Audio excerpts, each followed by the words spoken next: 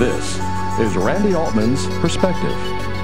Randi Altman has been writing about our industry for the last 20 years. Now she's the editor-in-chief of her own website called postperspective.com. And as always, Randi, it's good to have you back. Thank you, Larry. Good to be here again. Randi, the big news this week is GoPro. What have you heard?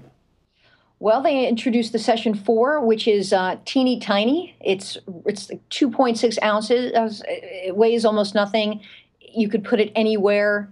The way that I see it being used is it'll make lives easier for editors. They won't have to try to cut out the camera, or they could just paint it out. It's so small. It's pretty neat. I'm looking forward to playing with it. It's the size of an ice cube. It's just amazing how tiny that thing is. Yeah, it is pretty amazing. People were saying that it's almost the size of a lens of the regular Hero 4, the black or the silver. Yeah. Sort of scotch tape it on your jacket and you're good to go. Exactly. We've moved from production to post. Avid's been making news. What's the word from Avid?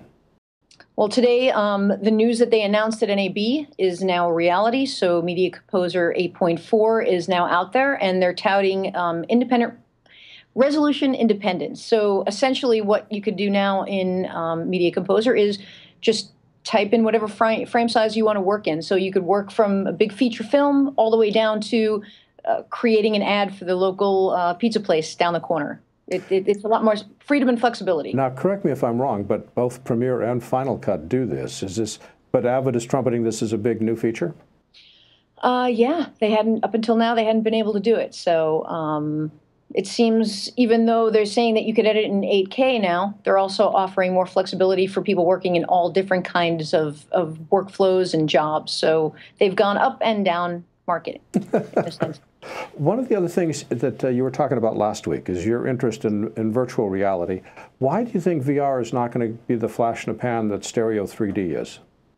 Well, I'm hoping it won't be. But the reasons I think it won't be is that you could, your cost of entry is very little. You don't have to spend a lot to get a nice headset where you're really immersed in the atmosphere. You could also take in virtual reality almost anywhere. You know, you pop your iPhone or your mobile device into one of the headsets, and suddenly you could be in the middle of Manhattan. That's my first experience with virtual reality. Was I was in a bar in Manhattan, and life was going on around me, but I was at a Paul McCartney concert, and I was in the Grand Canyon, and it was unbelievable. So to be able to sort of separate yourself from reality in that way is pretty cool. And like I said, the cost of entry is not very high at all. And Jaunt VR, who has a studio in LA and now developed their own camera system for it, they aim to be the Netflix of virtual reality content. So I do believe we're going to be seeing more and more stuff to watch.